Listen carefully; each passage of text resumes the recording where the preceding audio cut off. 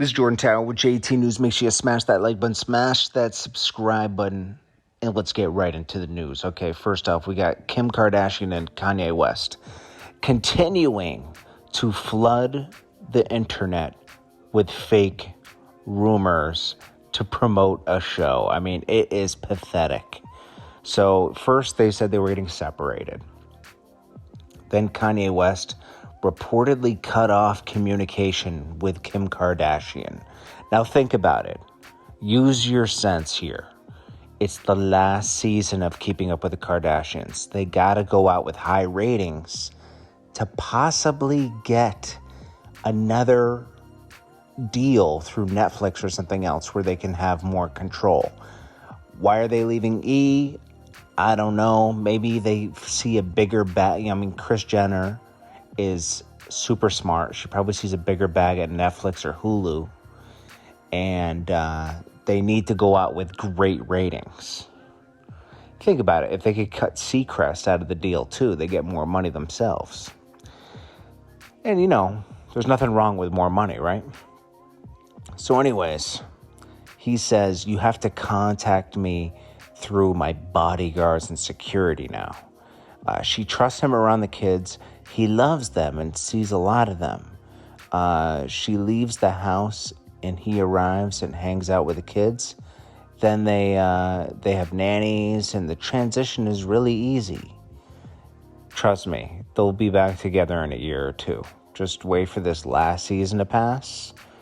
And then the whole start of the next show will be them coming back together. I mean, you know, this stuff is all scripted, man.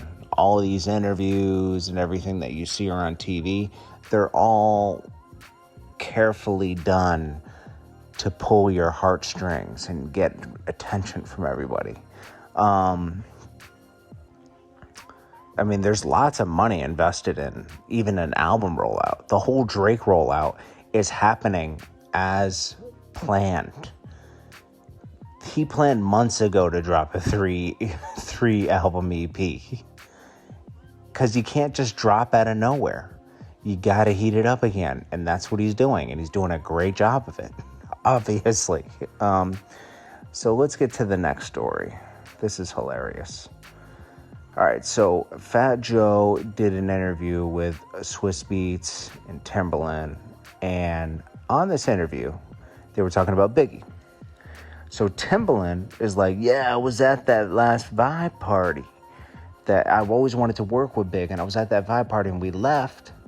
And then when we got to the next party, we heard the news that Big had been shot. And I was like, oh my gosh. And then flashbacks of Aaliyah started flashing in my mind. And I was like, oh, it's just too much at once. This is 1997. Aaliyah passed in 2001. I've seen Timbaland mess up like this a lot lately.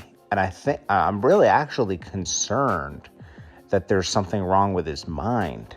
Because he seems to get things totally wrong. Or he just makes up history. I don't know, but Timbaland is like... I hope that he goes to the doctor. And I'm not even trying to be funny here. Like, that's a huge... That was a big one. A lot of people didn't pick up on it. I did. Fat Joe certainly didn't, because he was planning his next talking point that he and Big were recording an album together.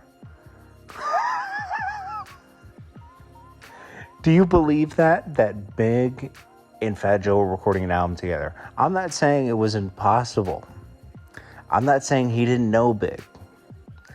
But it is hard to find a picture of him and Big. But, you know, Pun knew Big, right? They have pictures together. So it only makes sense that Fat Joe knew Big. But here's the funny thing about that. Why are we just hearing about it now? 24 years later. That would have been a huge talking point for Fat Joe for the past 20 years.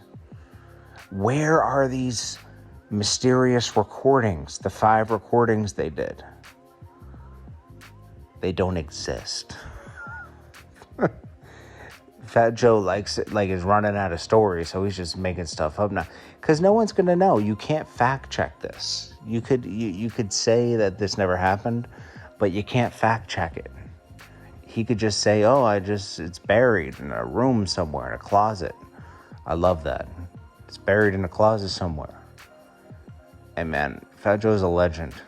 Okay, but these stories just get added on to every 10 years. You know, it's like, I'm getting sick of the additional. Tupac and Biggie were 24 and 25, okay? They accomplished so much within 5-6 years. But we've heard it all.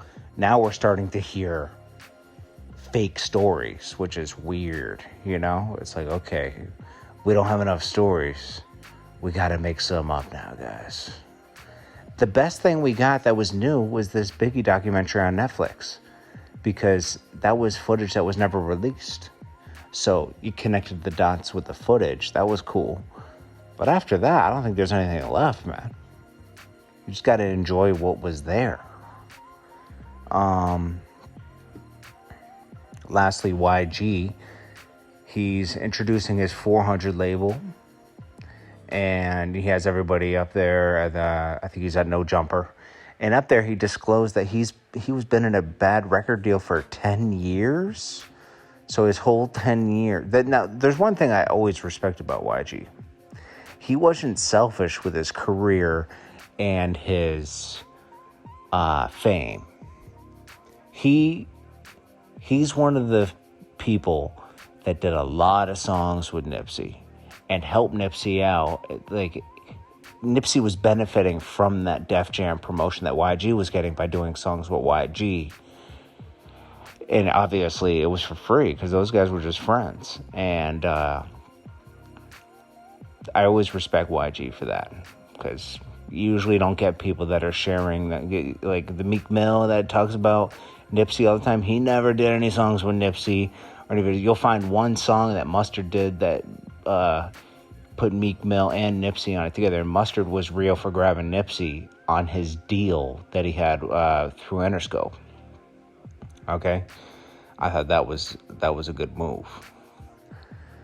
You know, so a lot of people don't want to uplift people, but YG did. So YG does uplift people. YG on this, he said he was in a bad deal for 10 years, and he said it was karma for all the messed up stuff I did in the past. He said when stuff started moving, like my record deal was messed up 10 years straight, I just got out of it some months ago. So like, yeah, my stuff was like, I ain't own nothing. What are you saying here? He said, music I put out my last album, I ain't own nothing. I just got out of that. Yeah, but that, you're not supposed to own, like, it depends on how you do your contract. You're not gonna own your albums if they sign you to that. Like, you have to negotiate that, especially after his first album. He could have renegotiated his whole deal because it was such a big release. Because off of Toot It and Boot It, he totally did a 360 in his career.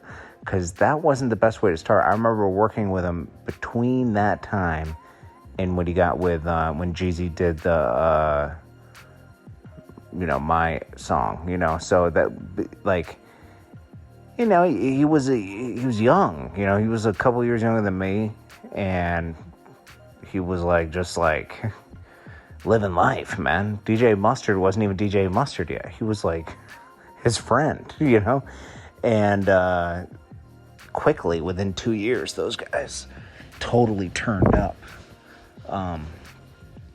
So anyways, being in a bad deal, you're not going to own your masters all the time. Like, not everybody's going to be Master P and Birdman. Those guys had sales history already. They had a proven working formula. YG was risky. So they probably signed him and, they owned his masters. But, like, this owning your master stuff, like, it's good if you're going to reproduce your album or something like that and resell it. But if nobody's going to buy it, it's not worth anything. What you really want is your publishing. YG started producing his own songs, too. Like, that's where you really win. Like, if DJ Mustard was producing and rapping his own hits, like Soulja Boy did, that's real money. But trust me, YG is straight. He's very rich, okay? And he's about to have his own label. Hopefully he's letting his artists own their masters. If he's complaining about this, I hope they own their masters. But he might look at it from a label's perspective and say, I'm putting money into you. Until you give me like 2 times what I put in, you can't own your masters. Those masters are worth a lot the first couple of years that album comes out. Anyways, I hope you guys have a great day today. I'll hit you with some motivation a little later today. I'm just not feeling it right now, but I got you later, man. I appreciate you guys. But in the meantime, between time, stay consistent, stay positive, and keep that negative energy away from you, man. And, if you're feeling a little down, don't worry. Things will turn around. They always do. You got to get through those dark times. Yeah, it's just a matter of just getting into schedule and ignoring things and just kind of got to accept where you're at, but have hope for the future. I've been there. Trust me. I've been in situations where I was counting quarters. Okay? So I'd say I have $2.50, and I'd have to go find something at the grocery. Mind you, it was a totally ridiculous situation because I had an apartment that was nice, but all the money was going into keeping this apartment. And I was like eating like ramen noodles and stuff like that. And I was like, it just didn't make sense. But, we all hit hard times. And I hit rough patches before. And the way I got out of that is I just accepted my situation and made the best of it while still working. And I really focused on exercising and reading and stuff to keep my mind clear of the BS, because life will hit you with some BS. So you just have to stay extremely busy and have a pattern, a schedule when things are like that, but a schedule that promotes hope. Like you're actually working towards something on your schedule that can get you out of the situation you're in. And there's going to be a lot of attempts to get out and a lot of failures. But one will hit. And it's a hard time to get through. Trust me. I know. Anyways, guys. I'll check you guys in the next one. Smash that like button. Appreciate you guys. Peace.